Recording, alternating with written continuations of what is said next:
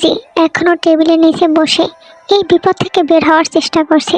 ঠিক সেই সময় একজন ওয়েটার হাতে সুগন্ধি বিরিয়ানি আর কাবাবের প্লেট নিয়ে তাদের টেবিলের সামনে এসে থমকে দাঁড়ালো। ওয়েটারটা খালি চেয়ারগুলোর দিকে তাকিয়ে ফুরুকুসকে বিড়বিড় করলো, আজব তো, মেনু কার্ড দিয়ে গেলাম, অর্ডার নিলাম, এখন এনারা আবার সশরীরে ভ্যানিশ হয়ে গেলেন কোথায়? সে টেবিলে খাবারের প্লেটগুলো রেখেই আশেপাশে একবার তাকিয়ে দেখলো। তখনই দূর থেকে আরেকজন ওয়েটার তাকে তাড়া দিলে সে আর বেশি কিছু না ভেবেই গটগট করে চলে গেল। ওয়েটারটা চোখের আড়াল হওয়া মাত্রই টেবিলের নিচ থেকে রোজির একটা হাত সাবধানে উপরে উঠল, অনেকটা ভৌতিক সিনেমার মতো। সে প্লেটটা হ্যাঁচকা টানে টেবিলের নিচে নামিয়ে আনলো। তারপর সবিনকে কিছু বলার সুযোগ না দিয়ে গপ গপ করে খেতে শুরু করলো। সবিন এবার নিজের চোখেও বিশ্বাস করতে পারছে না। সে বিস্ময়ে হতবাক হয়ে আধো আলো অন্ধকারে রোজির দিকে তাকিয়ে ফিসফিস করে বলল, আরে তুমি এ কী করছো? আমরা এখানে জীবনের ঝুঁকি নিয়ে টেবিলের নিচে লুকিয়ে আছি, আর তুমি এখানে ডিনার করছো? রোজি তখন এক হাতে চিকেন লেগ পিস চিবোচ্ছে, অন্য হাতে ইশারা সবিনকে থামতে বলে হিসিয়ে জবাব দিল, আরে আর বলো না, টেনশনের পরে আমার খিদেটা 4 গুণ বেড়ে যায়। এখন পেট শান্ত না হলে মাথা কাজ করবে না। তুমি ফালতু বকবক না করে পালানোর রাস্তা বের করো। সবিন মনে মনে একটা দীর্ঘ শ্বাস ফেললো। আল্লাহ, কপাল করে সে একখানা বউ পেয়েছে। এখানে তাদের ক্রিটিক্যাল কন্ডিশন চলছে আর তার বউ বসে বসে খাচ্ছে। সবিন পরিস্থিতি বুঝতে টেবিলের চাদরটা 1 ইঞ্চি পরিমাণ উঁচু করে বাইরের দিকে উঁকি দিল, আর পরক্ষণে তার হার্টবিট মিস হওয়ার দশা হলো। সে আতকে ওঠে রোজির কানে ফিসফিস করলো, হায় হায়, সায়নু ভাইয়া চলে এসেছে। সবিনের মুখে সায়নু নামটা শোনা মাত্রই রোজের খাওয়া থমকে গেল। সেই প্লেটটা এক পাশে সরিয়ে দিয়ে মুখভর্তি খাবার নিয়ে সবিনকে সজোরে একটা ধাক্কা দিয়ে চাদরের ফাঁক দিয়ে দেখার জন্য হুমড়ি খেয়ে পড়লো। শত দেখি। সায়নু তখন নীল সুটে সুঠাম দেহে জেমিনের ঠিক পাশে এসে দাঁড়ালো। জেমিনের দুনিয়াটা যেন 1 সেকেন্ডের জন্য থমকে গেল। জেমিন তখন ব্যস্ত ছিল তার শাড়ির কুচি ঠিক করতে, কিন্তু পাশে কারো অস্তিত্ব টের পেয়ে সে চোখ তুলে বরাবরের মতো এবারও সে তার হিরোর উপর ক্রাশ খেয়ে বসলো। সায়নু গম্ভীর দৃষ্টিতে তের দিকে তাকিয়ে আছে। সারাক্ষণ সায়নুকে জ্বালিয়ে পুড়িয়ে মারলো। এই মুহূর্তে তার চোখের দিকে তাকিয়ে জেমিনের পেটের ভিতর যেন 1000 খানেক প্রজাপতি ডানা ঝাপটাচ্ছে। অদ্ভুত এক লজ্জা তাকে খেয়ে ধরলো। তড়িঘড়ি করে চোখ সরিয়ে নিল। সায়নু জেমিনের এই অস্বস্তি দেখে ঠোঁটের কোণে এক চিলতে হাসি চেপে রেখে খুব নিচু স্বরে অনেকটা নিজের মনেই বলে উঠল, সুন্দর লাগছে। জেমিন কথাটা ঠিকমতো বুঝতে পারল না। সে একটু কপাল কুঁচকে গলার স্বর উঁচিয়ে জিজ্ঞাসা করলো, কিছু বললেন হিরো? সায়নু এবার নিজেকে সামনে নিয়ে চোখ মুখ শক্ত করে ফেললো। দাঁতে দাঁত চেপে গম্ভীর গলায় বললাম বসতে। এখানে দাঁড়িয়ে থাকার জন্য এসেছো? জেমিন মুখটা একটু বেজার করে চেয়ার টেনে বসলো। ঠিক তখনই জাঙ্কুকের পুরনো এক কলেজ ফ্রেন্ড সেখানে দাঁড়িয়ে ঘোষণা করলো, যাক, অবশেষে অনেক বছর পর আমাদের এই মিলন মেলা সফল হলো। বিশেষ করে আমাদের এই বিজি মেয়র সাহেব যে সময় দিয়েছেন তার জন্য আমরা সত্যিই কৃতজ্ঞ। জাঙ্কুক হাসি দিয়ে বলে উঠল, মেয়র হওয়ার আগে আমি তোদের ফ্রেন্ড, ডোন্ট ফরগেট দ্যাট। কথাটা শেষ করে জাঙ্কুক একটা ওয়িং দিল। উপস্থিত মেয়েদের মধ্যে তখন ফিসফিস শুরু হয়ে গেছে। জাঙ্কুকের বন্ধু এবার থেকে উদ্দেশ্য করে বলল, তবে ভাবি আপনি কিন্তু সত্যিই লাগি, মাশাল্লাহ। আমাদের এই জাঙ্কুক ছিল আস্তে এক স্বর্ণ ছাড়া, আর বিয়ের নাম শুনলেই 10 হাত দূরে পালানো পাবলিক। সে যে হুট করে এভাবে ঘর বাঁধবে এটা আমরা প্রথমে বিশ্বাসই করতে পারিনি। তার কথায় তে স্নিগ্ধ এক চিলতে হাসি দিয়ে জাঙ্কুকের দিকে তাকালো। জাঙ্কুক আগে থেকে অপলক চোখে তের দিকে তাকিয়েছিল। তে তাকাতেই তার ঠোঁটের কোণে এক পরিচিত মায়াবী হাসিটা ফুটে উঠল, যা কেবল তের জন্য সংরক্ষিত। কিন্তু পরিবেশটা বিষিয়ে দিল ইয়ঞ্জন, জাঙ্কুকের আরেক ক্লাসমেট। সে হুট করে বলে উঠল, তবে আমাদের ভাবেও কিন্তু সেই লেভেলের সুন্দরী, জাস্ট সেই। ইয়ঞ্জনের কথা কানে যেতেই জাঙ্কুকের হাসি মাখা মুখটা মুহূর্তে শক্ত হয়ে গেল। তার স্বর শক্ত হয়ে ফুটে উঠল। তার চোখের মণি দুটো রাগের টকটকে লাল হয়ে উঠল। জাঙ্কুক ইয়ঞ্জনের চরিত্র সম্পর্কে খুব ভালো করেই জানে। কলেজের দিনগুলোতেও তার দৃষ্টি ছিল নোংরা, আর সে আর জাঙ্কুকের স্ত্রীর দিকে সেই কুরুচিপূর্ণ দৃষ্টিতে দেখছে। এটা জাঙ্কুকের সহ্য ক্ষমতার বাইরে চলে যাচ্ছিল। এবার জাঙ্কুকের প্রথম বন্ধু আমাকে সরে বলে উঠল, আরে ভালো কথা, তোরা দুই মানিকজন নাকি এখন একে অপরের মুখ দেখতে পারিস না, তোরা নাকি এখন চিরশত্রু। তার কথা শুনে বাকি বন্ধুরা হো হো করে হেসে উঠল, অসম্ভব, জাঙ্কুক আর সায়নু শত্রু? এটা তো রূপকথার গল্পও হবে না। পরিবেশটা বেশ জমজমাট হয়ে উঠল। গল্প শুরু হলো। জাঙ্কুকের পুরো মনোযোগ ছিল ইয়ঞ্জনের দিকে। ইয়ঞ্জন আড্ডার ফাঁকে ফাঁকে বারবার তেয়ের দিকে তাকাচ্ছিল।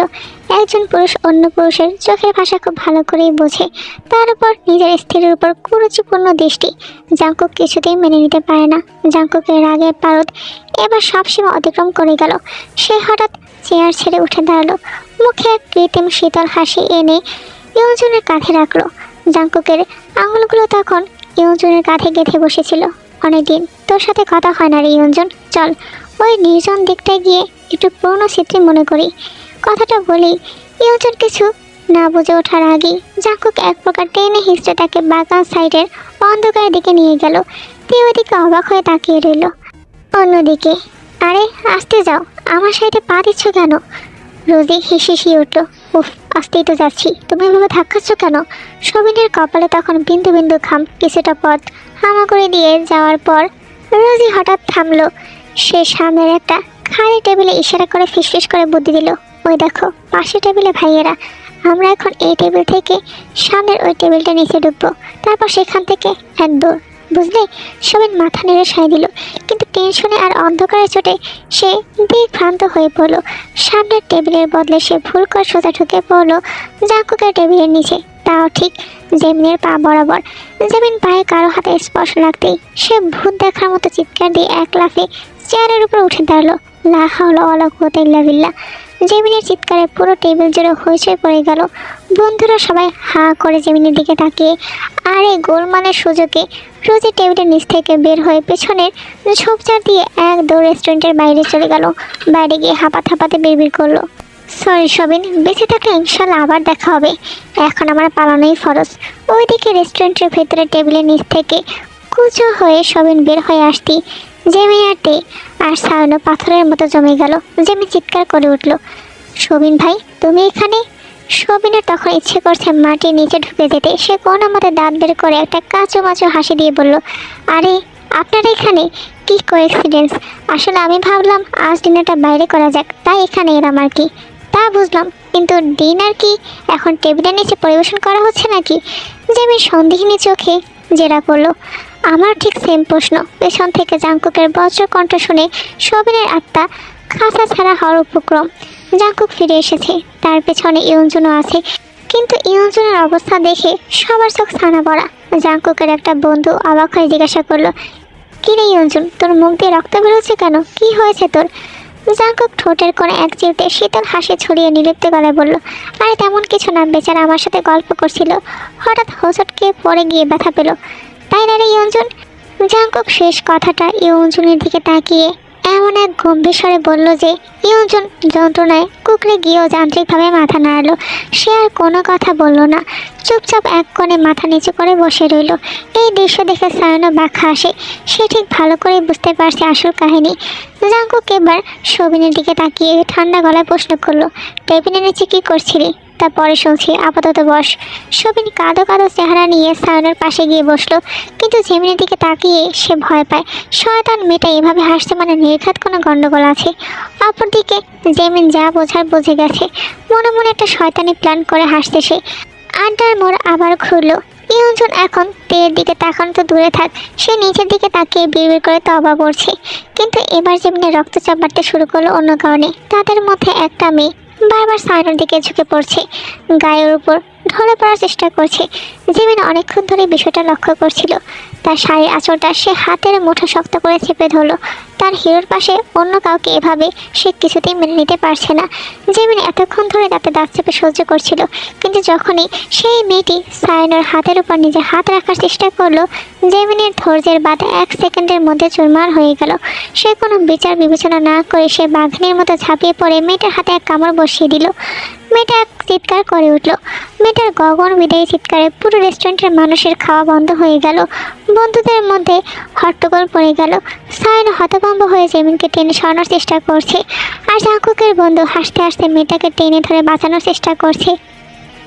জেমিন এক পর্যায়ে কামড় ছেড়ে দিয়ে মুখ বিকৃত করে মেঝেতে থুতু ফেলল। ছি ছি, মানুষ আবার হাতে হাতে মেকআপ করে নাকি? জঘন্য সাথে, একদম তেতো বকথু। জেমিনের এই ডায়লগ শুনে উপস্থিত সবার হাসির রোল পড়ে গেল। তে আতঙ্কে আর লজ্জায় জাঙ্কুকের দিকে তাকালো। জাঙ্কুক অত্যন্ত রিল্যাক্স মোডে স্ট্রো দিয়ে জুস টানছে। সায়ন দেরি না করে জেমিনকে এক প্রকার পাজা কোলে করে আন্ডার আসর থেকে কিছুটা দূরে নিরিবিলি একটা গাছের নিচে নিয়ে এলো। সমস্যা কি তোমার? পাগল হয়ে গেছো? মানুষের গায়ে এভাবে কামড়াকামড়ি করছে কেন? সায়নার চোখে মুখে বিস্ময় আর বিরক্তি। জেমিন এবার রেগে আগুন হয়ে সায়নার নীল স্যুটের কলারটা খামচে ধরলো।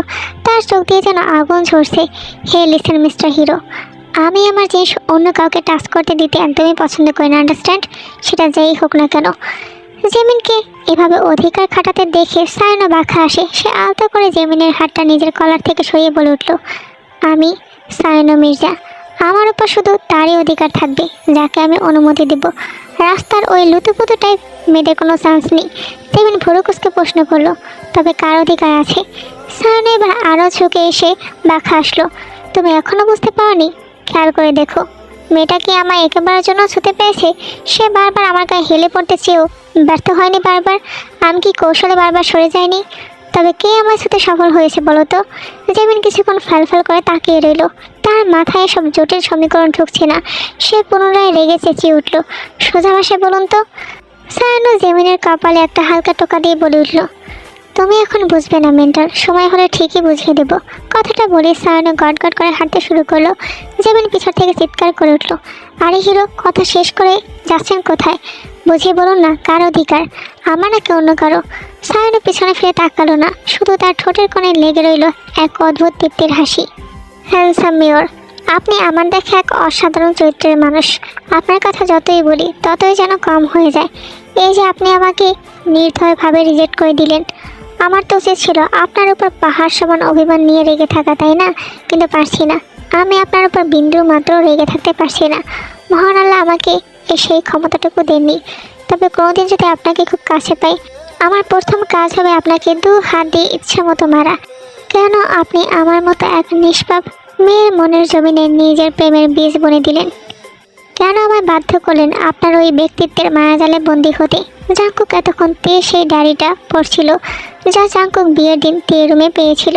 তের বাবা অর্থাৎ জাঙ্কুক তার শ্বশুরকে দিয়ে অনেক কষ্টে ডায়েরিটা জোগাড় করে।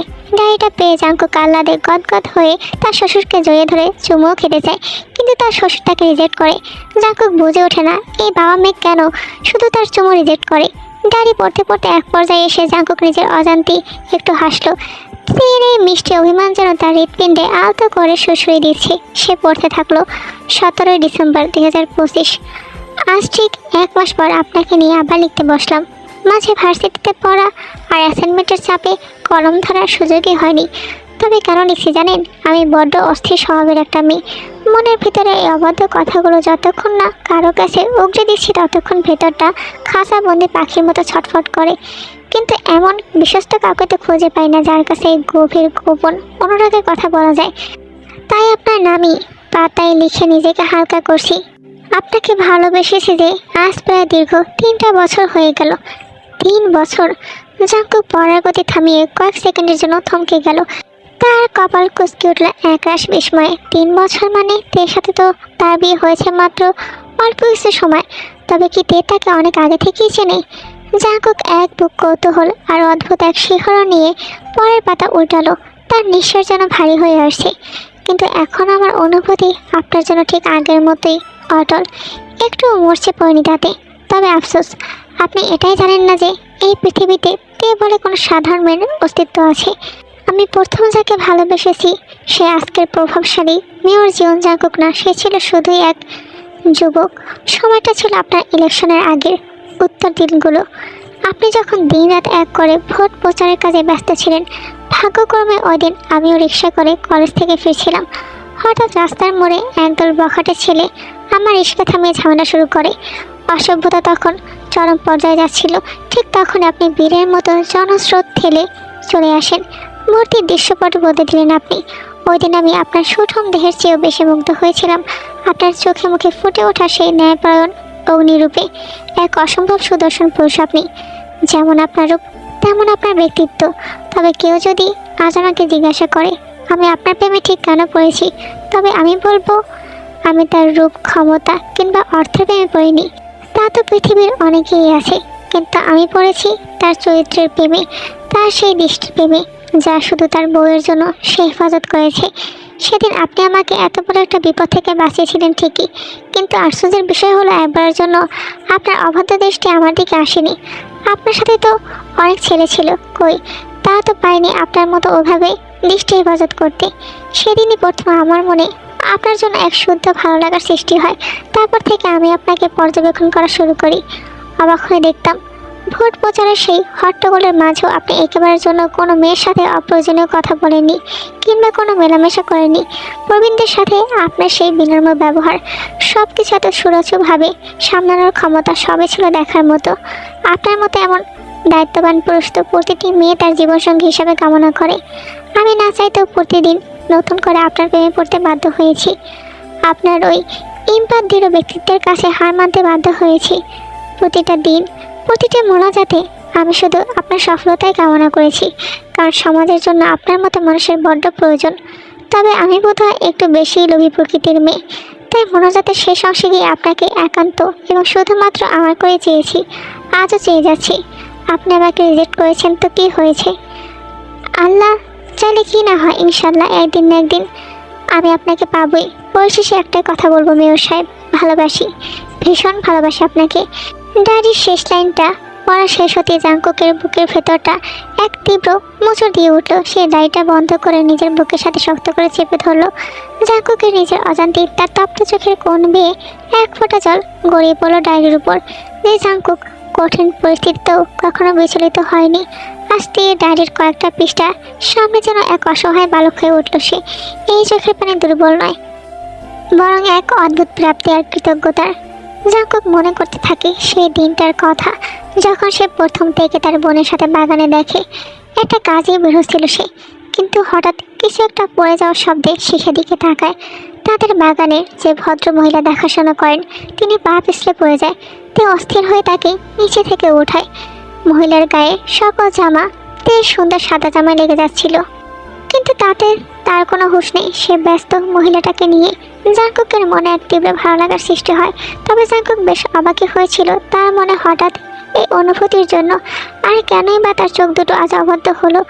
তবে আজ সে বুঝেছে সেটা ছিল এক রমণীর দোয়ার ফল। জাঙ্কুক এবার বিড়বিড় করে বলে উঠল, আর আমি প্রেমে পড়েছি তোমার সব কিছুতেই, তোমার রাগ, তোমার হাসি, অভিমান, দুঃখ সব কিছুতেই আমি তোমার প্রেমে এমনভাবে ডুবেছি যে তা ভালোবাসা প্রকাশ করতে গিয়ে আমি বারবার ব্যর্থ হই। সত্যিই ব্যর্থ। পৃথিবীর সব অভিধানে এমন কোনো শব্দ নেই যা আমার এই বেকুলতাকে বুঝিয়ে বলবে। জাঙ্কুক ডায়েরিটা সাবধানে ড্রয়ারের গভীরে লুকিয়ে ফেলল। তার চোখের কোণে লেগে থাকা পানির কণাগুলো মুছে নিয়ে একটা গভীর দীর্ঘশ্বাস ফেলল।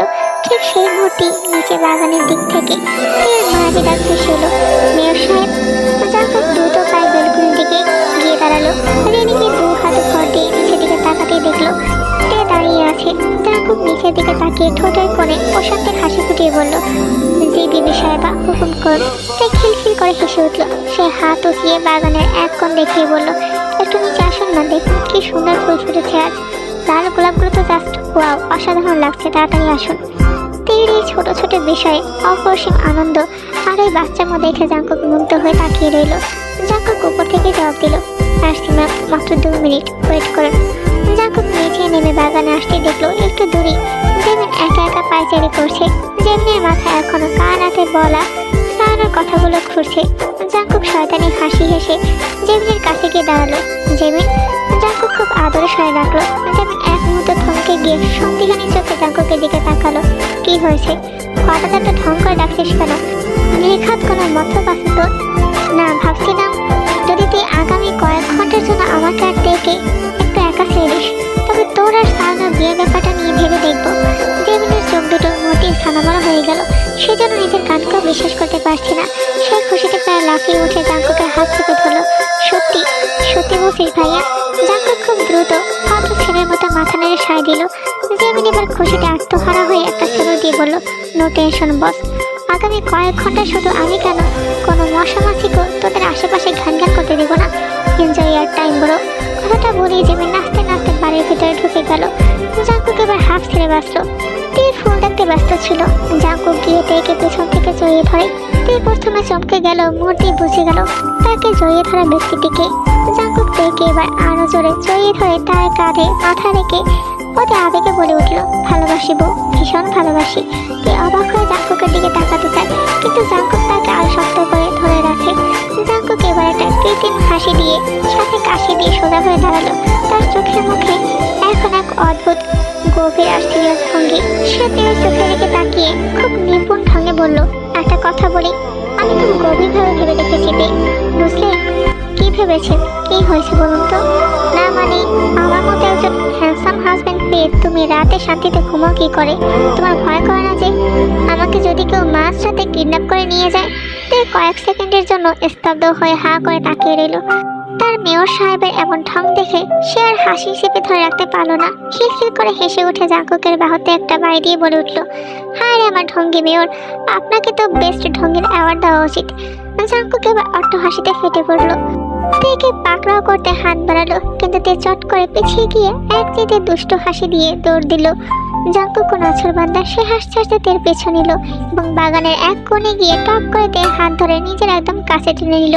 তে যখন হাঁপাচ্ছে তখন জাঙ্কুক পাশের গাছ থেকে একটা টকটকে লাল গোলাপ ছিঁড়ে খুব যত্ন করে তের অবাধ্য চলে গুজে দিল। তারপর তার কোমরে হাত রেখে আরো কাছে টেনে এনে এক ঘোর লাগা নেশাতুর দৃষ্টিতে তাকিয়ে ফিসফিস করে বলল, রুমে চলে বউ। তে ভুরু নাচিয়ে জিজ্ঞাসা করলো, কেন? জাঙ্কুক এবার একটু গলা পরিষ্কার করে এম করে হাসলো। তে মুহূর্তে তার ইশারা বুঝে লজ্জা পেয়ে লাল হয়ে গেল। সে জাঙ্কুকের বুকে হালকা ধাক্কা দিয়ে বলল, অসভ্য মেয়র একটা। জাঙ্কুক এবার জোরে হেসে উঠলো। সে তেকে আলতো করে নিজের বাহুবন্দি করলো, আরে আমি তো কিছুই বলিনি, কেউ ডার্টি মাইন্ডেড গার্ল। তে রেগে বলে উঠলো, ফালতু লোক কোথাকার। তের কথা শুনে জাঙ্কুকের হাসির বেগ আরো তীব্র হলো। এভাবে তারা এইখান থেকে বেশ অনেকক্ষণ খুব সুন্দর একটা সময় কাটালো। অপরদিকে জেমিন অস্থির হয়ে সারা ঘরে পায়চারি করছে। আসলে জেমিনের স্বভাবই নেই কারো রোম্যান্সে ব্যাঘাত না ঘটিয়ে শান্তি থাকা, কিন্তু আর সে বাধ্য হয়ে রাতে দাঁত চেপে ভদ্র হয়ে সোজা বসেছিল। হঠাৎ দেখলো জাঙ্কুক আর তে ভেতরে আসছে। জেমিন ওদের দেখে একগাল হাসি নিয়ে এগিয়ে গেল। গলার স্বর সপ্তমে চড়িয়ে বেশ রসসিয়ে বলল, ভাইয়া। জাঙ্কুক কপাল কুঁচকে জেমিনের দিকে এমনভাবে তাকালো যেন কোনো ভিন গ্রহের প্রাণী দেখছে। সে আর চোখে তের দিকে তাকিয়ে আবার জেমিনের দিকে ফিরে জলস গলায় বলে উঠল, কিছু বলবি? হ্যাঁ হ্যাঁ, ওই যে বাগানে বলেছিলি যে ভেবে দেখবি, তা কি ভাবলি বল না? জাঙ্কুক প্রথমে কিছুক্ষণ জেমিনের দিকে এমনভাবে তাকিয়েছিল যে সে ভুলেই গেছে বাগানে সে কি কথা বলেছিল। এক পর্যায়ে সে অবাক হওয়ার ভান করে কপালে হাত দিয়ে বলে উঠল, ও ওইটা নিয়ে তোর আর সাইলের বিয়ে? জেমিন প্রবল উৎসাহে খুশিতে মাথা নাড়তে শুরু করলো। এবার সে অত্যন্ত গম্ভীর স্বরে মেপে বলে উঠল, ও আমি খুব মনোযোগ দিয়ে ভেবে দেখলাম বুঝলি, আর ভেবে চিন্তে যার সিদ্ধান্ত নিলাম তা হলো তোর মতো এক পিস শয়তানের সাথে ওই ছাগল সাইলের বিয়ে আমি কখনোই দেবো না। ইস্তে বিঘ্ন। কথাটা বলে জাঙ্কুক আর কোনো উত্তর না দিয়ে হট হনিয়ে সিঁড়ি বেয়ে উপরে চলে গেল। জেমিন মূর্তির মতো ড্রয়িং রুমের মাঝখানে দাঁড়িয়ে রইল। তেও জেমিনের সেই করুণ দশা দেখে হাসি চেপে উপরে চলে গেল। ঠিক সেই মুহূর্তেই জেমিনের ফোনে নোটিফিকেশন বেজে উঠল। সে ফোন বের করে দেখলো জাঙ্কুকের মেসেজ, হিহি, তোর মতো শয়তানকে এভাবে সার্চ করতে হয়। সরি রে বোনো, অনেকক্ষণ একা ছেড়ে দিয়েছিলি, তার জন্য ধন্যবাদ, কিন্তু বিয়ে এটা পরে দেখা যাবে, আপাতত টাটা। ম্যাচটা পরেই জেমিনের মাথা আগুন ধরে গেল। সে পুরো বাড়ি কাঁপিয়ে চিৎকার করে উঠলো ভাইয়ের বাচ্চা বলে। সায়নার বেডরুমের পরিবেশটা একদম শান্ত। বিছানায় পিঠ ঠেকিয়ে সে একটা বই পড়ছিল। তার জীবনটা অনেকটা এই বইয়ের পাতার মতোই সাজানো গোছানো, মাপা আর গম্ভীর, কিন্তু এই পরিপাটির নিস্তব্ধতাকে চুরমার করতে যার জড়ি নেই। ঠিক সেই মুহূর্তে তার ফোনের স্ক্রিনটা তীব্র আলো জ্বলে উঠল। কপাল কুঁচকে ফোনের দিকে তাকাতে তার বিরক্তি চরমে পৌঁছে গেল। মেন্টাল জেমিন নামের পাশে একটা লাল ইমোজি। সাইড একটা দীর্ঘশ্বাস ফেললো। ভাবলো এই মেয়েটার কি 24 ঘন্টায় এক মুহূর্তের জন্য মস্তিষ্ক বিশ্রাম নেয় না? দেখার আবার কোনো উদ্ভট বকবকানি শুরু করবে। সে জানে এই কল রিসিভ না করলে জেমিন তুফান বয়ে দেবে। তাই অনিচ্ছা সত্ত্বেও অনেকটা বাধ্য হয়ে সে সবুজ বাটনটায় স্লাইড করলো। সায়না গলায় কিছুটা গাম্ভীর্য এনে মাত্র হ্যালো বলতে যাবে, তার আগে ওপাশ থেকে জেমিনের কণ্ঠ ঝড়ের বেগে আশ্রয় পড়লো। কোনো ভূমিকা নেই, কোনো কৌশল বিনিময় নেই, সরাসরি এক মহাসমুদ্রের মতো আবেগ ঢেলে দিয়ে বলে উঠল, I love you my hero, marry me. Saina যেন মুহূর্তের জন্য পাথর হয়ে গেল। তার হাতের বইটা হালকা কেঁপে উঠল। এমন নয় যে এই কথাটা সে প্রথমবার শুনছে, গত কয়েক বছরে জিমিন তাকে এই কথা বারবার বলেছে, কিন্তু অদ্ভুত ব্যাপার হলো প্রতিবার শোনার সময় সায়নের বুকে বাম পাশটা কেন যেন অবাধ্য হয়ে ওঠে। তার সাধারণ গোছানো স্পন্দনের ব্যাকরণ উলটপালট হয়ে যায়, কিন্তু নিজের উপর নিয়ন্ত্রণ হারানোর সায়নের স্বভাব নেই। সে দ্রুত নিজেকে সামনে নিয়ে কণ্ঠস্বরে যতটা সম্ভব কাঠিন্য বেশি ধমক দিয়ে বলে উঠল, এই মেয়ে, ফালতু কথা বলার জন্য কল করেছো? তোমার কি কোনো কাজ নেই? রাখো ফোন। এক মুহূর্ত দেরি না করে সে কলটা কেটে দিল। সায়না ফোনটা কাটিয়ে যেমনিবার তার সামনে বসা রোজি আর সবিনের দিকে তাকায়। বেচারা সবিন আজ অফিস থেকে ফেরার পর ভেবেছিল অনেকদিন বাদে রোজির সাথে একটু নিরিবিলি একান্ত মুহূর্ত কাটাবে, কিন্তু ভাগ্যের কি নির্মম পরিহাস। ঠিক তখনই যেমন ঝড়ের বেগে সেখানে উদয় হলো এবং তাদের লুকোচুরি রোম্যান্স একদম হাতে নাতে ধরে ফেললো। যেমন এবার জোরে শ্বাস নেয়। এই সহ আরেকবার আমি রিজেক্ট হলাম। সবিন ভাই, সোজা ভাষায় বলো, তুমি আমার কাজটা করবে নাকি আমি? সবিন আমার প্রায় কেঁদে উঠলো। আরে আমার তো দুটি কি বিপদ, আপনার কাজ করতে গেলেও বিপদ, আবার না করলেও বিপদ। রোজি বেচারি এবার টেবিলের দিকে তাকায়। এই মেয়ে যদি সত্যি সত্যি তার ভাবি হয় তাহলে না জানি তাদের কপালে কি আছে, বিশেষ করে তার ভাইয়ের। কিন্তু পরক্ষণে রোজি লাফিয়ে উঠে জেমিনের কাছে যায়, উত্তেজিত হয়ে বলে, তবে জেমিন ব্যাপারটা কিন্তু খুবই অ্যাডভেঞ্চার। রোজির কথা এবার জেমিনও ভাব ধরে হাসে। আরে অ্যাডভেঞ্চার হবে না? আমার মা পর্যন্ত এইভাবে আমার বাবাকে বিয়ে করেছে, আমিও মায়ের মেয়ে। হিরো তো এমনিতেই শুনবে না, তাই তাকে কিডন্যাপ করে বিয়ে করতে হবে। রোজি এবার লাফিয়ে উঠে সবিনকে বলল, এই সবিন, রাজি হয়ে যাও না। তে এতক্ষণ ধরে এদের কথোপকথনে অবাক হয়ে শুনছিল। জেমিন ইমোশনাল ব্ল্যাকমেল করে তাকে এই প্ল্যানে ঢুকিয়েছে। সামনে কি হবে এটা ভেবেই তে ভয় শেষ। বেচারা সবিন এবার বাধ্য হয়ে জেমিনের কথায় রাজি হয়। অপরদিকে ফোন কাটার পর সায়নও পুনরায় বইয়ে মনোযোগ দেওয়ার আপ্রাণ চেষ্টা করলো, কিন্তু কালো রঙের অক্ষরগুলো কেন জানি ঝাপসা হয়ে আসছিল। বারবার চোখের সামনে ভেসে উঠেছে একটা ছটফটে মুখ, যার হাসিতে কোনো ব্যাকরণ নেই, যার বাংলামিতে কোনো সীমা নেই।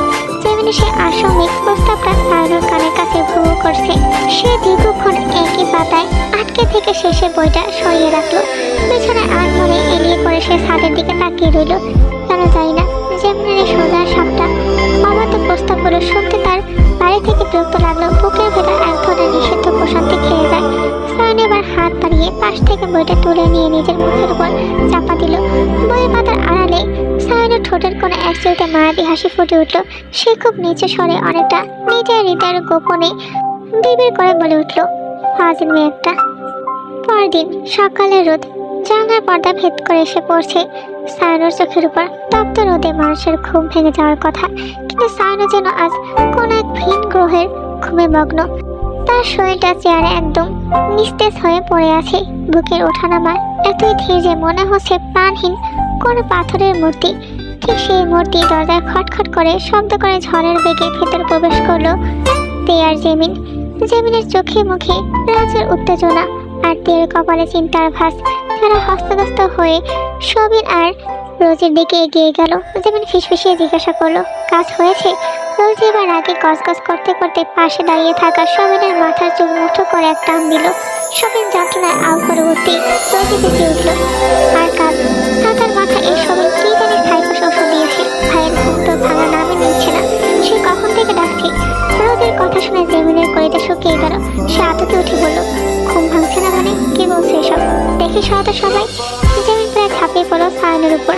সায়নের কানের কাছে মুখ নিয়ে চিৎকার শুরু করলো, হিরো, ও হিরো, ওঠো ওঠো, ও আল্লাহ। সিচুয়েশন তো বড্ড সিরিয়াস। জেমিনের এত ডাকাডাকিতেও সায়নের কোনো সাড়া নেই। তার সেই চিরচেনা গম্ভীর মুখটা আজ বড্ড শান্ত। জেমিন এবার নিরুপায় হয়ে টেবিল থেকে পানির জগ নিয়ে এসে সায়নের চোখে মুখে সজোরে পানির সেটা মারলো। তবুও কোনো পরিবর্তন নেই। সায়নের যেন আজ প্রতিজ্ঞা করেছে সে থাকবে না। জেমিন এবার রেগে সবিনের সামনে গিয়ে দাঁড়ালো, আমি তোমাকে বলেছিলাম হিরোকে কিডন্যাপ করতে, কিন্তু এভাবে কেন করলে? হিরোর তো এখন কোনো জ্ঞানই ফিরছে না। এখন কি তোমার নানা এসে কাদের সাহেবের সামনে কবুল বলবে? সবিন ভয়ে তোতলাতে তোতলাতে রোজির পিছনে গিয়ে লুকালো। কাছাকাছি হয়ে বলল, ছি আস্তাগফিরুল্লাহ ম্যাম, আমার নানা কেন কবুল বলবে? আমার নানা তো অলরেডি ম্যারিড, নানের জন্য তো আমার হাড় আস্ত রাখবে না। সবিনের এমন অসময়ে কৌতুক শুনে জেমিনের মাথা রক্ত চলে গেল। সে তীরে যেতেই তে মাঝখানে দাঁড়িয়ে সবাইকে থামালো। তে এতক্ষণ সবটা পর্যবেক্ষণ করছিল। সে বেশ চিন্তিত মুখে বলল, এখন এসব ঝগড়া রাজ জেমিন, এবার বল সায়না ভাইয়ের জ্ঞান কিভাবে ফিরবে? ওই পাশের রুমে কাজের সাহেব তো খাতা খাবার নিয়ে রেডি হয়ে বসে আছেন। বেশিক্ষণ বসিয়ে রাখা তো সমস্যা। এর কথায় পুরো ঘরে নীরবতা নেমে এলো। চারজন এবার সাইডের নিথর দেহের দিকে তাকিয়ে গম্ভীর চিন্তায় মগ্ন হলো। শুরু হলো মহাযুদ্ধ, সায়নকে জাগানোর যুদ্ধ। পরবর্তী 8 ঘন্টা ধরে চলল বিচিত্র সব কায়দা। কেউ সায়নের নাকে সুসই দিল, কেউ কানের কাছে থালা বাসন বাজালো, এমনকি সবের এক পর্যায়ে সায়নের পায়ের তলায় কাঁতো পর্যন্ত দিল। কিন্তু কোনো কিছুতেই কাজ হলো না। সায়ন যেন আজ ঘুমের মহাকাব্য রচনা করছে। অবশেষে ক্লান্ত হয়ে চারজনই হাপাস করে নিচে বসে পড়ল। রোজি সময় দেখার জন্য ফোনটা হাতে নিতে স্ক্রিনে ভেসে ওঠা লাল রঙের ব্রেকিং নিউজ দেখে তার কলিজা শুকিয়ে গেল। কপাল কুঁচকে নিউজটা পাওয়ার সাথে সাথেই সে চিৎকার দিয়ে লাফিয়ে উঠে দাঁড়ালো। হায় সর্বনাশ, এটা আমি কি দেখছি? সব শেষ, আমার সবাই এবার জ্যান্ত কবরে যাব। রোজির এমন পাগলাটে মন্তব্য শুনে সবাই তার দিকে চমকে তাকালো। সবিন ভয়ার্থ গলা জিজ্ঞাসা করলো, কি হয়েছে রোজি? এভাবে চিৎকার করছো কেন? রোজি থরথর করে কাঁপতে কাঁপতে তাদের মাঝখানে গিয়ে বসলো এবং ফোনের স্ক্রিনটা সবার চোখের সামনে ধরলো। বড় বড় অক্ষর সেখানে লেখা, বিখ্যাত বিজনেসম্যান সায়ন মির্জা রহস্যজনকভাবে নিখোঁজ। ধারণা করা হচ্ছে তাকে কিডন্যাপ করা হয়েছে, আর তাকে খুঁজে বের করতে পুরো শহর তন্ন করে তল্লাশি শুরু করেছেন স্বয়ং মেয়র জিয়ন জাংকুক। সংবাদটা শোনা মাত্রই ঘরের চারজনের হাত পা যেন ঠান্ডা হয়ে গেল। তে কপালে হাত দিয়ে দাঁড়িয়ে পড়লো, অস্থির হয়ে পায়চারি শুরু করলো। আমি আগেই মানা করেছিলাম, বারবার বলেছিলাম যে এমন কিছু করা ঠিক হবে না, কিন্তু আমার কথা কেউ শুনলে তো?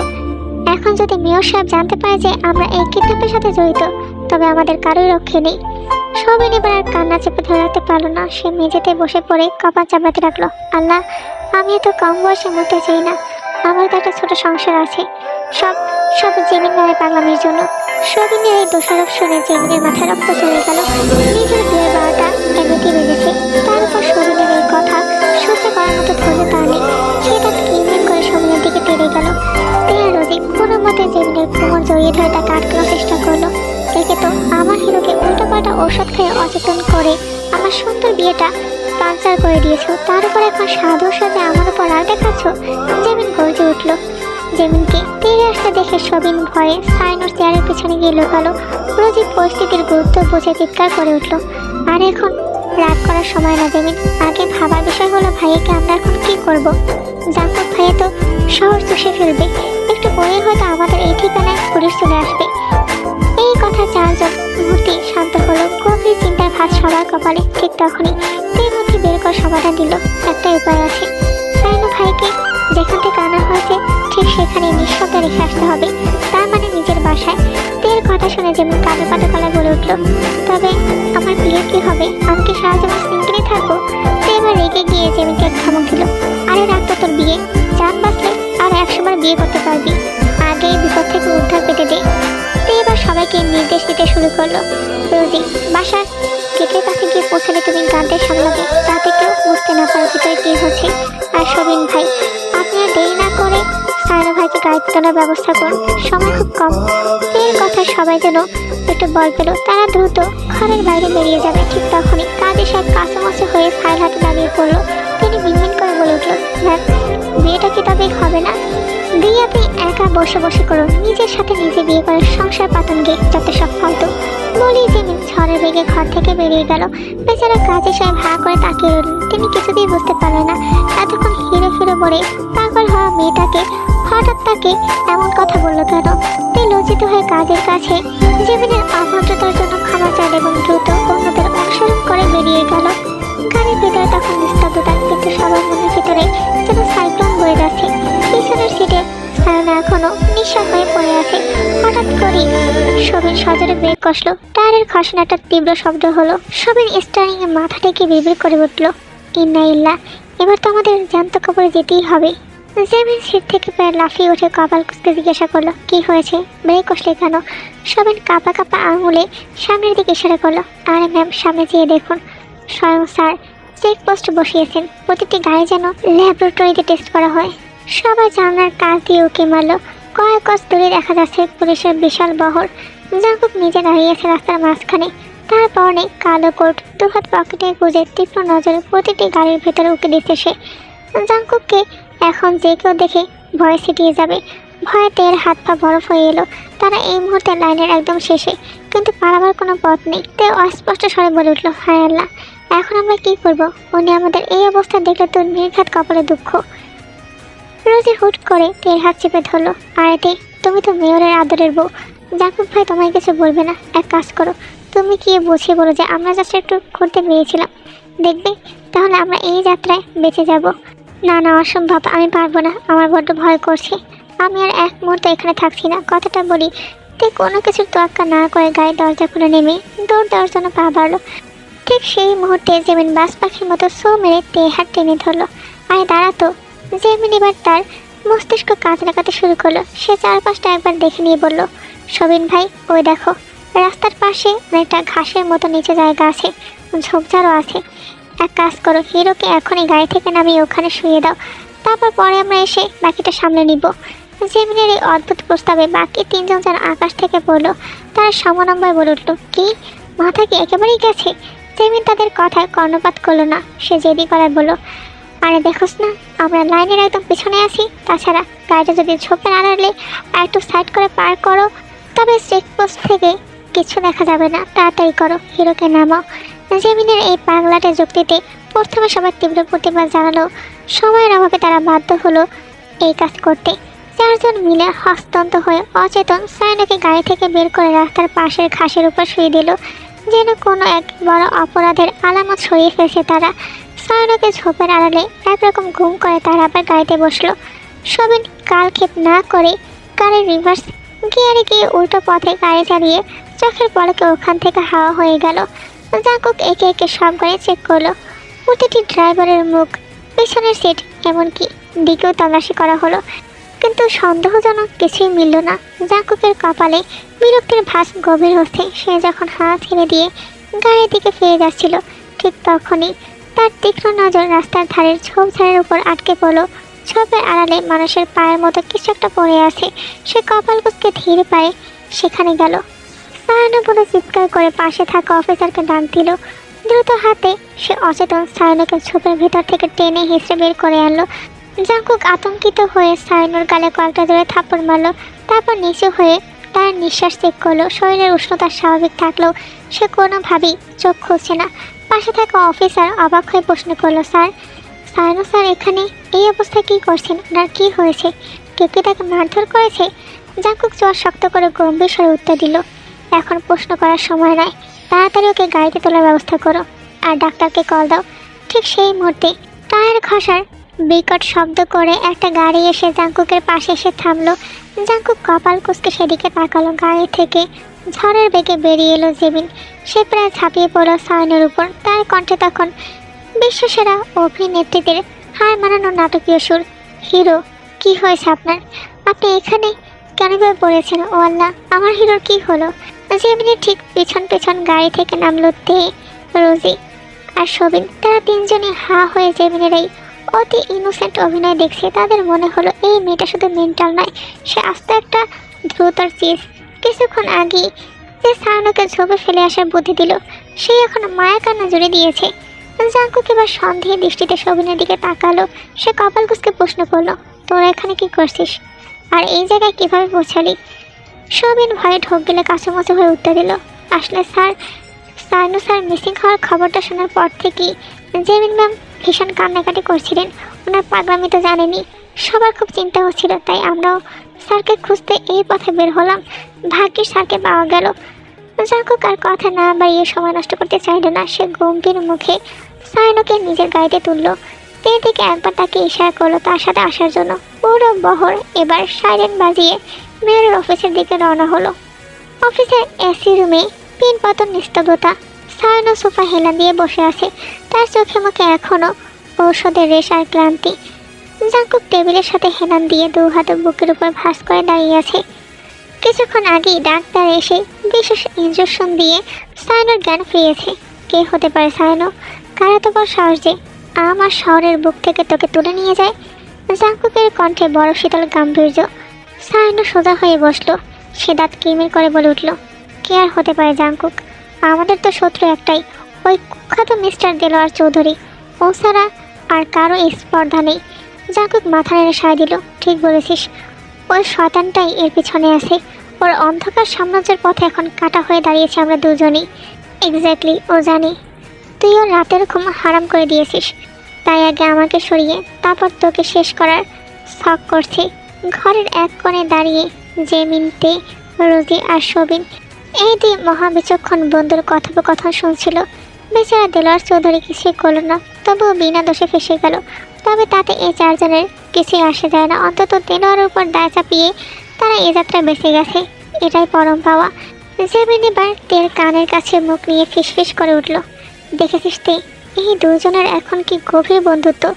আমার বিয়ের কথা বললেই শুধু যত রাজ্যের শত্রুতা এসে ভিড় করে, আর এখন কেমন এক হয়ে দেলোয়ারের গোষ্ঠী উদ্ধার করছে। তে কোনো মতে নিজের হাসি চেপে জেমিনের দিকে অসহায় দৃষ্টিতে তাকালো। ঠিক তখনই জাঙ্কুকের গগন বিদায় চিৎকারে পুরো ঘর কেঁপে উঠল। ওই গর্ধব সবিন, তোকে একবার ফোন করলাম, তুই ফোন ধরছিল না কেন? জবাব দে। সবিন ভয়ে নিজের জায়গায় দু হাত লাফিয়ে উঠল। আসলে স্যার, ফোনটা সাইলেন্ট মোডে ছিল, খেয়াল করতে পারিনি। জেমিনের মাথায় এখনও সবিনের উপর রাগ চড়ে আছে। এই লোকের ঔষধের মাত্রার অদল বদলের জন্যই আজ তার সাজানো বাসর আর হিরোকে পাওয়ার স্বপ্ন ধুলোয় মিশিয়ে গেল।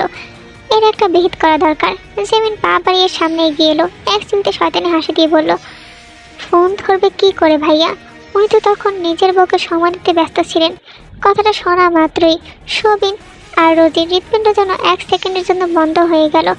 জাঙ্কুক আর সাইনো দুজনেই আকাশ থেকে পড়ার মতো করে একসঙ্গে বলে উঠল, বউ মানে কি? জেমিন এবার বেশ আয়েশ করে হাটে হাড়ি ভাঙতে শুরু করলো। ইয়েস ভাইয়া বউ, এই যে তোমাদের সামনে দাঁড়িয়ে থাকা সবিন আর রোজি, ওরা লুকিয়ে বিয়ে করেছে। রোজি হলো সবিন ভাইয়ের একমাত্র বউ। পুরো ঘরে যেন এক পশলা বজ্রপাত হলো। সবিন আতঙ্কে জাঙ্কুকের দিকে তাকালো। জাঙ্কুকে সে পরিচিত রাগী আর আগ্নেয়গিরির মতো চোখ দুটো দেখে সবিনের আত্মা ছারখার হওয়ার মতো অবস্থা। তার বুক এখন দূর করছে। সবিন এখন খুব ক্রিটিক্যাল অবস্থায় আছে।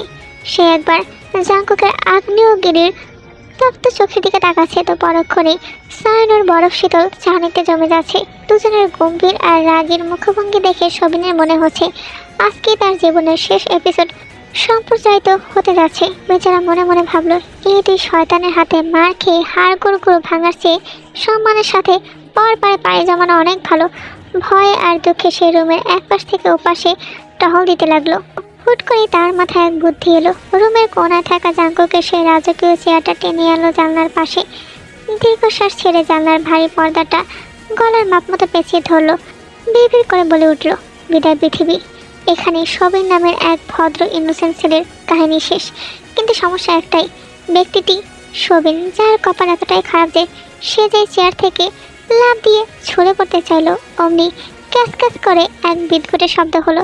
পর্দার রেলিং আর সবিনের ওজনের মধ্যে যে বিশাল এক অসম যুদ্ধ চলছিল, তাতে পর্দার পরাজয় হলো। ঠাস করে একটা আওয়াজ, আর তার সাথে সবিনের সুচিৎকার। মুহূর্তে সে মেঝের উপর ব্যাঙের মতো হাত পা ছাড়িয়ে পড়ে গেল। এতক্ষণ ধরে রুমের বাকিরা সবিনের এই সার্কাস মার্কা আত্মহত্যার চেষ্টা কপাল কুঁচকে পর্যবেক্ষণ করছিল, কিন্তু সে নিচে পড়তেই জেমিনের বাঁধ ভাঙা হাসির তোরে রুমের গাম্ভীর্য ধুলোয় মিশে গেল। জেমিন হাসতে হাসতে গড়াগড়ি খাচ্ছে। এই হাসিটি সবিনের মাথা গরম হয়ে যায়। এই তো যার জন্য করে চড়ে সেই বলে চোর, এর জন্য এত কিছু করে এখন নিজেই ফেসে গেছে। সে ধুলো ছেড়ে উঠে দাঁড়ালো। এবার সে আর ভয় পাচ্ছে না, বরং তার মাথায় রক্ত চড়ে গেছে। সে টান টান উত্তেজনায় জাঙ্কুকের একদম সামনে গিয়ে বুক ফুলিয়ে দাঁড়ালো। মনে হচ্ছিল সে এবার সব সত্যি উগড়ে দেবে। সবিন মুখ খোলার আগে জেমিন বাস পাখির মতো ছো মেরে সবিনের কাছে চলে এলো। সবিন কি বলতে পারে সেটা আন্দাজ করে জেমিন মুহূর্তের মধ্যে সবিনের চুলের মুঠি ধরে তাকে নিচু করে ফেললো এবং এক হাত দিয়ে শক্ত করে তার মুখ চেপে ধরলো। সবিনের কানে মুখ নিয়ে জেমিন ফিসফিসিয়ে বলে উঠল, খবরদার সবিন ভাই, যদি ভুলে ওই কিডন্যাপের ব্যাপারে মুখ ফুটে একটা শব্দ বের করেছো, তবে তোমার হাত দিয়ে আমি ডুগডুগি বাজাবো। ভুলে যেও না আমি কে। আমার ডিকশনারিতে দয়া বলে কিছু নেই। সবিনের চোখে এবার সত্যি পানির স্রোত বইতে শুরু করলো। সে ভাবলো, হ্যাঁ রে কপাল, এই পাগলের পাল্লায় পড়ে আমার জীবনটা তেজপাতা হয়ে গেল। বিয়ে করে কি যে বিপদে পড়লাম। এই জেমিনের উপর একদম ভরসা নেই। কিছু না করতেই সে আমার ফাঁসি দইতে ঝুলিয়ে দিল। আর সত্যি কিছু করলে তো আমাকে জ্যান্ত কবর দিয়ে দেবে। তাদের এই ফিসফিসানি আর গোপন পরামর্শ জাঙ্কুকের সন্দেহ আরও বাড়িয়ে দিল। সে হুঙ্কার দিয়ে এগিয়ে এসে এক ছটকায় সবিনের কলার টেনে নিজের মুখের সামনে আনলো। আমার বোনকে ফিসফিস করে কি বল হচ্ছে শুনি। জাঙ্কুকের ধমক শুনে সবিন এবার কাঁদতে শুরু করলো। এই জেমিন, আজ রাতে আমরা তিনজন মিলে বাইরে ডিনার করতে গেলে কেমন হয়? জেমিন তো এক পায়ে খাড়া, সে তালি বাজিয়ে সায় দিল, দারুণ আইডিয়া। কি বলিস তুই? চাইনিজ না কাচ্ছি? তুই এবার আকাশ থেকে বলল। সে নিজের কপালে থাপ্পড় দিয়ে রোজির দিকে তাকিয়ে চিৎকার করে উঠল, ভাই তুমি কি? ওইদিকে ওরা তোমার জামাইকে ভর্তা বানিয়ে ফেলছে আর তুমি এখানে ডিনারে মেনু সাজাচ্ছ? রোজি এবার খুব দার্শনিক একটা ভাব নিয়ে বলল, তাতে আমার কি? বিপদ যতক্ষণ আমার দিকে আসছে না ততক্ষণ আমি চিল মরে আছি। শুধু শুধু আগ বাড়িয়ে কেন নিজের ঘাড়ে বিপদ টেনে আনবো? তুই হতভম্ব হয়ে একবার রোজির দিকে তাকালো আর একবার পিছনে ফিরে সবিনের করুণ দশার দিকে তাকালো। মেঝেতে সবিন এখন স্যান্ডউইচের মাঝখানের কেমার মতো পিষ্ট হচ্ছে, তার বুকের উপর চেপে বসে আছে জাঙ্কুক আর মাথার দিকে বসে আছে সায়নো। দুইজন সবিনকে ঝাঁকাতে ঝাঁকাতে গর্জন করলো, বল শয়তান বল, তোর সাহস কি করে হয় যে তুই আমার শত্রুর বোনকে লুকিয়ে বিয়ে করলি? আজ তোকে মেরেই ফেলবো। পাশ থেকে সায়নো সবিনের এক গোছা চুল টেনে ধরলো, আর তোর সাহস কি করে হয় আমার বোনকে বিয়ে করার? আজ তো একটা ছাগল। সবিন এবার কাঁদতে কাঁদতে চিৎকার করে বলে উঠলো, আরে ভাই, আমি কি বিয়ে একাই করেছি? আপনার আদরের বোনও তো করেছে, তাকে কিছু বলছে না, শব্দ কি আমার? সায়নো যেন এই উত্তরের অপেক্ষাই করছিল। সে আরো দ্বিগুণ তেজে চেঁচিয়ে উঠল, ওরে শয়তান, তোর সাহস তো কম না? তুই এখন নিজের বউকে আমাদের হাতে মার খাওয়ানোর প্ল্যান করছিস? সায়নোর কথা শুনে জেমিনা পাশ থেকে নাচতে নাচতে বলে উঠল, সি সে সি রে ননি সি। তে এবার রেগে জেমিনকে থামায়। সবিন এবার ধুপড়ে কেঁদে ওঠে, আকাশ পাতাল কাঁপিয়ে চিৎকার দিল, ও আল্লাহ, আমি কসম খাচ্ছি জীবনে আর কোনোদিন বিয়ে করবো না। বিয়ে করবো না শব্দটা রোদের কানে যেতেই সে তেড়ে এলো। সবিনের নাকের কাছে আঙুল নাচিয়ে বলল, মানে কি? তার মানে কি তোমার আবারও বিয়ে করার শখ জেগেছিল নাকি? এই অবস্থায় দাঁড়িয়ে তুমি দ্বিতীয় বিয়ের কথা ভাবছো? সবিনের মনে হলো এই মুহূর্তে যদি মাটি ফাঁক হয়ে তাকে ঘিরে নিত তবে সে বেঁচে যেত। এই মেয়ে তাকে বাঁচানো তো দূরের কথা, উল্টো কথার উল্টো মিনিং বের করে এই মুহূর্তে ঝগড়া করতে শুরু করেছে। শেষমেশতে অনেক কষ্টে সবাইকে শান্ত করে হাত মারা সবিনকে টেনে হিসড়ে রুমের বাইরে নিয়ে গেল রোজি। জেমিন আর তে সবাই রুম থেকে বেরিয়ে যেতে এক অদ্ভুত নিস্তব্ধতা নেমে এলো। ঠিক 2 সেকেন্ড পরেই জাঙ্কুক আর সায়নো এক অপর দিকে তাকিয়ে হো করে হেসে উঠল। সায়নো জাঙ্কুকের কাঁধে একটা চড় মেরে হেসে বলল, ভাই রে ভাই, বেচারাকে তো একদম হার্ট অ্যাটাক করে দিচ্ছিলি। তুই তো আগে থেকে সব জানতি, তাও কেন এত নাটক করলি? একটু তো দয়া করতি। জাঙ্কুক হাসতে হাসতে চেয়ারে থাপ করে বসে পড়ল, আরে রাখ তোর দয়া। এই শয়তানটার জন্য আমার একটা বিয়ে দাওয়াত মিস হয়ে গেছে। মনে মনে ঠিক করে রেখেছিলাম যেদিন এই বিয়ের কথা ফাঁস হবে সেদিন ওকে মজা দেখাবো। আমার চোখের সামনে ঘুরে বেড়ায় অথচ আমাকে না বলে লুকিয়ে বিয়ে, তাও আবার তোর বোনের সাথে। তবে তুই কেন মারলি? সায়নো হাসতে হাসতে বলল, তা তুই যখন কলার ধরলি আমি ভাবলাম আমি একটু হাত চালিয়ে নিই। এক্সাইটমেন্ট ধরে রাখতে পারিনি রে। তবে তোর বোনটা এক পিস বটে, সে জানলো কীভাবে বলতো? দেখতে হবে না কার বোন, বুদ্ধি তো আমারটাই পেয়েছে। জাঙ্কুক আর সায়ন এবার রুম থেকে বের হয়। সবিন সোফার এক কোণে কুকড়ে বসে আছে। রোজি, জেমিন আর তে মিলে তাকে সান্ত্বনা দেওয়ার চেষ্টা করছে, কিন্তু জাঙ্কুক আসতেই সব পাল্টে গেল। জাঙ্কুক তেয়ের দিকে তাকিয়ে বউ বলে এক চিৎকার দিয়ে উঠল, যেন কত যুগ পর তার দেখা পেয়েছে। সেই ঝড়ের বেগে তেয়ের কাছে গিয়ে দাঁড়ালো। তেয়ের ওড়নার খুঁটটা আঙুলে পেঁচাতে পেঁচাতে এমন এক ঢং শুরু করলো যে সবিন নিজের কান্না বলে হা করে তাকিয়ে রইল। জাঙ্কুক কান্নাতি গলায় বলল, এই উটকো আপদগুলোর জন্য তোমার সাথে ঠিক করে দুটো কথাই বলা হলো না বউ। জানো তোমাকে কত মিস করেছি। চলো চলো আমরা ভিতরে যাই। তে কিছু বলার সুযোগ পাওয়ার আগে জাঙ্কুক তাকে এক প্রকার টানতে টানতে নিজের সাথে নিয়ে গেল। যাওয়ার সময় একবার পিছনেও ফিরে তাকালো না। জাঙ্কুক আর তের এই নাকামি দেখে সায়নো আর জেমিন দুজনের মুখে একসাথে একটা বিরক্তিকর অভিব্যক্তি ফুটে উঠল। তাদের চোখে মুখে স্পষ্ট লেখা, বিবাহিতদের এই আধিক্যতা সিঙ্গেলদের জন্য বড়ই যন্ত্রণাদায়ক। জেমিন আর সায়নোর চোখাচোখি হলো। সায়নো এবার তার গাম্ভীর্য বজায় রেখে বাইরের দিকে হাঁটতে শুরু করলো। জেমিন আর এক মুহূর্তে দেরি করলো না, সে যেন সুযোগের অপেক্ষায় ছিল। চট করে সায়নোর পেছন পেছন হাঁটা ধরলো। ওইদিকে সবিন কোনো মতে রোজির হাত জড়িয়ে ধরে কাঁপা কাঁপা গলায় বলল, রোজি বউ আমার, আমাকে তাড়াতাড়ি বাসা নিয়ে চলো গো। মনে হচ্ছে আমার হাড়গোড় সব আলগা হয়ে গেছে। আগামী 3 দিন আমি বিছানা থেকে উঠতে পারবো না নিশ্চিত। রোজি একটু মায়া মেশানো গলায় বলল, ওকে বেবি চলো, তোমাকে একদম ভিআইপি ট্রিটমেন্ট দেবো। এদিকে জেমিন ডাকতে শুরু করলো সায়নোকে। সায়নো বলে উঠলো, কিছু বলবি? জেমিন নাটকীয়ভাবে সায়নোর সামনে গিয়ে দাঁড়ালো। সে কোনো রকম ভূমিকা ছাড়াই বলে উঠলো, ম্যারেমি। সায়নো থমকে গেল। বরাবরের মতো আজও সায়নোর একই বেহাল দশা হলো, কিন্তু পরক্ষণেই সায়নো এবার বাঁকা হাসি দিল। জেমিনের একদম কানের কাছে মুখ নিয়ে অদ্ভুত এক স্বরে বলে উঠল, বিয়ে করার খুব শখ তাই না? সায়নের এই আশ্রমিক এত কাছে আসা আর তার কৌশলী কণ্ঠস্বরে জেমিনের বুকের ভিতর যেন হাজারটা ড্রাম একসাথে বেজে উঠল। জেমিনের এই অপ্রস্তুত অবস্থা দেখে মনে মনে বেশ মজা পেল সায়ন। সে সোজা হয়ে দাঁড়িয়ে পুনরায় সেই রহস্যময় নিয়ে বলে উঠল, আমি কোনো সাধারণ চিজ নয় জেমিন, একে সামলানো বড্ড কঠিন। জেমিন চিবুক উঠিয়ে বলল, আমি জেমিন, এমন কোনো জিনিস পৃথিবীতে এখনো পয়দা হয়নি যা এই জেমিন হাসিল করতে পারে না। আপনি যদি কঠিন হন তবে আমি সেই কঠিন পাথর ভাঙার হাতুড়ি দেখে নেবেন। সায়নার কথা ভালো না, সে উল্টো দিকে ফিরল। জেমিন এবার চেঁচিয়ে উঠল, আরে হিরো, অ্যান্সারটা তো দিয়ে যান, বিয়ে করবেন কি করবেন না? সায়না হাঁটতে হাঁটতে হাত উঁচিয়ে চিৎকার করে বলল, বাড়ি গিয়ে পড়তে বসাবে, শুধু দিনভর বাদরামি, ওসব বিয়ের চিন্তা মাথা থেকে নামাও ব্যাস। জেমিনের সব উৎসয়ে যেন এক বালতি ঠান্ডা পানি ঢেলে দেওয়া হলো। বরাবর মতো আজও সে হতাশ। একটা দীর্ঘ শ্বাস ছেড়ে আফসোসের সুরে বলল, হায় আল্লাহ, কপাল করে একটা লো বাজেটের হিরো দিয়েছ আমাকে। না আছে রোম্যান্স, না আছে কোনো পাত্তা দেওয়ার নাম গন্ধ। আর আজকের পর্বটি এই পর্যন্তই। পরবর্তী পার্টের জন্য বেশি বেশি করে কমেন্ট করতে হবে।